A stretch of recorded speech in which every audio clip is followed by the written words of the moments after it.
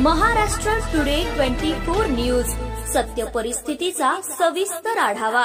धर्मवीर छत्रपती संभाजीराजे शौर्य प्रतिष्ठानचे केज तहसील कार्यालयासमोर आंदोलनकर्त्यांनी बैलगाडी पेटवली। महसूल प्रशासन व पोलीस कर्मचारी यांच्या सतर्कतेमुळे अनर्थ टळला। केज तालुक्यातील कोरडेवाडी येथे मागील 6 दिवसांपासून राजश्रीताई उमरे पाटील या विविध मागण्या संदर्भाने उपोषणास बसलेल्या आहेत। त्या अनुषंगाने धर्मवीर छत्रपती संभाजीराजे शौर्य प्रतिष्ठानच्या वतीने केज तहसील कार्यालयासमोर आंदोलन करण्यात आले। या आंदोलनात आंदोलनकर्त्यांकडून बैलगाडी पेटवण्यात आली, परंतु महसूल प्रशासन व पोलीस कर्मचारी यांच्या सतर्कतेमुळे अनर्थ टळला आहे। याबाबतची सविस्तर माहिती अशी की केज तालुक्यातील कोरडेवाडी येथे धर्मवीर छत्रपती संभाजीराजे शौर्य प्रतिष्ठानच्या राजश्रीताई उमरे पाटील या मागील 6 दिवसांपासून उपोषणास बसलेले आहेत, परंतु प्रशासन स्तरावरून असल्या प्रकारची दखल घेण्यात आली नाही। म्हणून धर्मवीर छत्रपती संभाजीराजे शौर्य प्रतिष्ठान महाराष्ट्र राज्याचे संस्थापक अध्यक्ष बाळराजे आवारे पाटील यांच्या नेतृत्वाखाली दिनांक 8 ऑक्टोबर 2025 रोजी केज तहसील कार्यालयाच्या प्रांगणामध्ये आंदोलन केले। या आंदोलनामध्ये एक बैलगाडी पेटवून देऊन आंदोलन करण्यात आले, परंतु महसूल प्रशासनातील अधिकारी व पोलीस प्रशासनातील अधिकारी कर्मचारी यांच्या सतर्कतेमुळे हा अनर्थ टाळला आहे। यावेळी संस्थापक अध्यक्ष बाळराजे आवारे पाटील यांच्या नेतृत्वाखाली केज तहसीलचे तहसीलदार राकेश गिड्डे यांना निवेदन देण्यात आले। सदर निवेदनात म्हटले आहे की केज तालुक्यातील कोरडेवाडी येथे साठवण तलाव असून तेथे पाणी उपलब्ध असल्याचं प्रमाणपत्र देण्यात यावे। सध्या ओला दुष्काळ जाहीर करण्यात आलेला असून शेतकऱ्यांना प्रति हेक्टर 50,000 रुपयाप्रमाणे मदत तात्काळ देण्यात यावी। ज्ञानराधा बँकेत ज्या ठेवीदारांच्या ठेव रकमा अडकल्या आहेत त्यांची त्वरित वसुली करून किंवा पर्यायी व्यवस्था उपलब्ध करून निधी परत देण्यात यावा।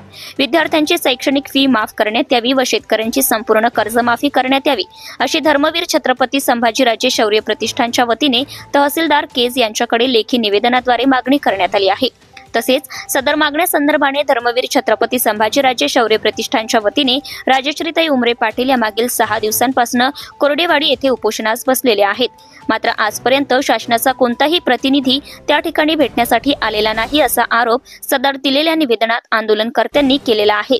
या लेखी निवेदनावर संस्थापक अध्यक्ष बाळराजे आवारे पाटील, संभाजी आघाव, संदीप साळक, सौ ज्योतिताई सपाटे, ॲडव्होकेट प्रणित डिकले, पुष्पक देशमुख इत्यादींच्या स्वाक्षऱ्या आहेत। संविधानाच्या चौकटीत राहून आंदोलन करा, जेणेकरून कोणाच्याही जीवितास धोका निर्माण होणार नाही, असे केज तहसीलदार राकेश गिड्डे यांनी सांगितले आहे। महाराष्ट्र टुडे मराठीसाठी प्रतिनिधी वसंत सोनवणे, केज, बीड। आणि जिल्हाधिकारी साहेबाला फोन करायला लावला। जिल्हाधिकारी साहेब म्हटले की जे उपोषण चालू आहे खाली बसून घ्या, मला सांगा मी तुम्हाला निवेदन दिलं, त्यांना निवेदन सध्या काय झालेलं आहे माहिती का, 2 बाजू जर असतील ना तर कुठल्याही पद्धतीनं की आमचं काम करायचं प्राधान्य नाही। नैसर्गिक आपत्ती असेल तर ते किंवा निवडणूक असेल तर ते। सध्या माझ्याकडे 94,000 एकरचं नुकसान आहे, म्हणजे टोटल की अमाऊंट व्हायला लागली 326 कोटी। सगळ्याच वाटप आम्हाला दिवाळीच्या अगोदर करायचं आणि दिवस राहतात सगळी यंत्रणा त्यामध्ये। आता मी माझ्या वतीनं प्रतिनिधी म्हणून मंडळाधिकारी जोडले म्हणून त्यांना पाठवले। पाणी उपलब्ध प्रमाणपत्राच्या संदर्भात टाकणे साहेबांना पाठवले, PI साहेबांच्या देखील आम्ही कॉन्टॅक्टमध्ये आहे। या सगळ्या बाबी असताना देखील मी संबंधित जे उपोषण करते त्यांच्याशी बोललो की थोडासा कालावधी जाऊ द्या, याविषयी प्रशासन देखील सकारात्मक राहील। काय होतं माहिती आहे का पाटील साहेब, प्रशासन नेहमी की नाही सहकार्याचं, आम्ही देखील शेतकऱ्याची पोरं, पण कुठल्या वेळेस आहे ना तर ते देखील की नाही चुकीच्या बाबी। आम्ही सकाळी 9 वाजल्यापासून रात्री 11 वाजता तुम्ही तहसीलमध्ये या, तहसीलदार तुम्हाला भेटेल। मला एक माझं म्हणणं तेच आहे, ठीक आहे तुमचं झालं म्हणणं, तुमचं जसं की नाही म्हणणं आहे ना तसं प्रशासनाचं देखील म्हणणं आहे। फक्त वेळेच की नाही मी म्हणते, माझ्याकडे त्या दिवशी ताई आल्या होत्या, त्यांना म्हटलं ताई दिवाळीपर्यंत की नाही सगळं आपल्याला वाटप करायचं। एकदा वाटप झालं ताई, मी स्वतः देखील त्या ठिकाणी येतो, तशा देखील अगोदरचा जो काही प्रस्ताव देण्यात आलेला होता त्याच्यामध्ये ज्या वरून ज्या 2 त्रुटी आल्या त्या ढाकणे साहेबांनी आम्हाला दाखवल्या, साहेब ह्या 2 त्रुटी आलेल्या आणि याच्याऐवजी आपल्याला चेन बांधारी त्या ठिकाणी बांधावी लागते, कारण वरती तेवढं की पाणी उपलब्ध नाही म्हणून तशी गोष्ट आहे। मग ती चेन बांधारी कशा पद्धतीने बांधता येईल त्यांच्याशी माझी चर्चा झाली। एकूण पाणलोट क्षेत्र मला सांगतो मी 25 वर्षाचं, ऐका ना, 25 वर्षाचं आम्ही ह्या विषयात जसं की आम्ही प्रशासकीय अधिकारी त्या पद्धतीने आम्ही फॉलोअप घेतला। 25 वर्षात त्या खाल्ल्यात लावून किती पाणी वर जातंय, एक्स्ट्रा वाहून जातंय, ते सगळे डिटेल त्याच्यात आहे ना। अतिवृष्टीची देखील आहे ना, त्या अतिवृष्टीची ह्याच वर्षीची आणि मागच्या 3 आहेत। याच्या व्यतिरिक्त ओव्हरफुल जे पाणी आहे ना, ओव्हरफुल साहेबांच्याकडनं मी सगळा डेटा घेतलेला आहे। मी तुम्हाला तेच सांगतो सर, 19 घन पाणी आहे, कंटिन्यू एक्स्ट्रा ओढून जाते दरवर्षी। तर त्याच्यात आम्हाला 2च लागत होतं। आमची मागणी छोटा साठवण तलाव आहे, जल मृद व जलसंधारणकडून जलसंपादन काय दिलं ते छोटे म्हणून तर आम्ही त्यांच्याकडे प्रत्येक टेबलला 3 वेळेस गेलो. हे झालं साठवण त्याला विषय. आमचं 2च ठिकाणी राहिले ते आजही दिल्यावर आमचं काम होते.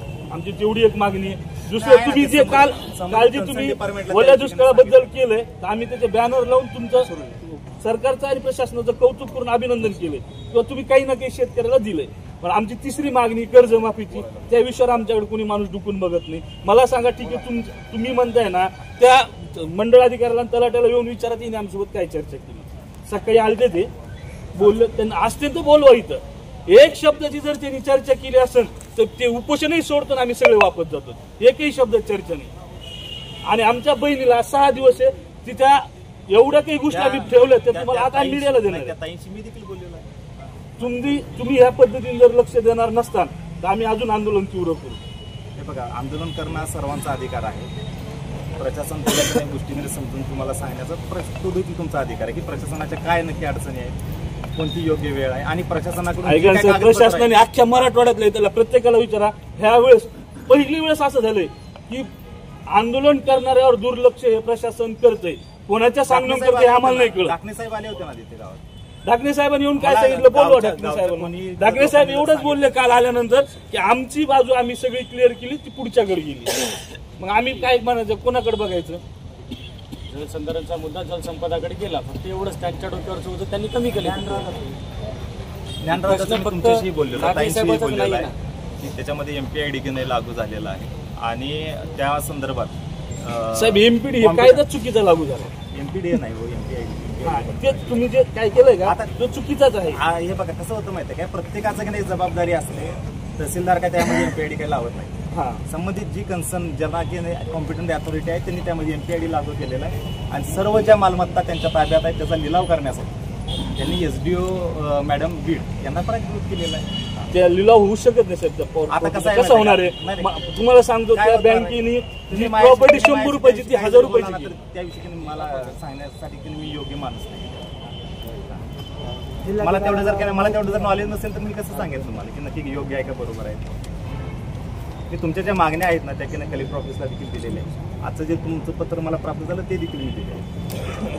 आणि समजा कर्जमाफीच्या संदर्भात आहे ते देखील आम्ही शासनाकडे माननीय जिल्हाधिकारी साहेबांच्या मार्फत माहीत नाही मिळत आलं यांना ऐकूच घातलं. तुम्हाला ऐकू घालतो जिल्हाधिकारी साहेब म्हणले मला माहितच नाही. सरांची झालं ना माझं झालं ना, चालते. बघा लक्ष द्या, आम्हाला 2 दिवस वाट बघतो आम्ही. नाही तर आम्हाला परत एक महिन्याकडे दिलं होतं, काहीच फॉलोअप नाही घेतलं. 1 महिन्याकडे दिलं आज परत द्यायसाठी आणलो. शाळेचा विषय PPMच्या संदर्भात यांच्याकडे तुम्हाला एक करावं लागेल. जिल्हा कृषी अधीक्षकांकडे शाळेनं चाललंय कारवाई व्हायला पाहिजे. तेच सांगतोय. काय होतं दादा, प्रत्येक गोष्टीसाठी तुम्ही जर काही तहसीलदारांना जर काही करा म्हटला फॉरवर्ड करा डिपार्टमेंटला, फॉरवर्ड करा. तहसीलदार मेन रोल असतो, त्यांना फॉरवर्ड करा त्या विभागाला. कृषी विभागाला म्हणता नाही त्याला फॉरवर्ड करा. नाही तेच सांगितलं.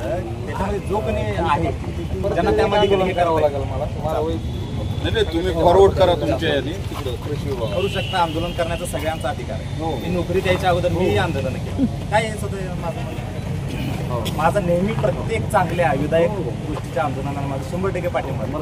फक्त ज्याच्यामध्ये पाटील साहेब ज्याच्यामध्ये कायदा सुव्यवस्थेचा प्रश्न आणि तो देखील ह्या आता सध्याच्या संवेदनशील परिस्थितीत पाटील साहेब थोडंसं मोठा भाऊ म्हणून तुमची देखील जबाबदारी.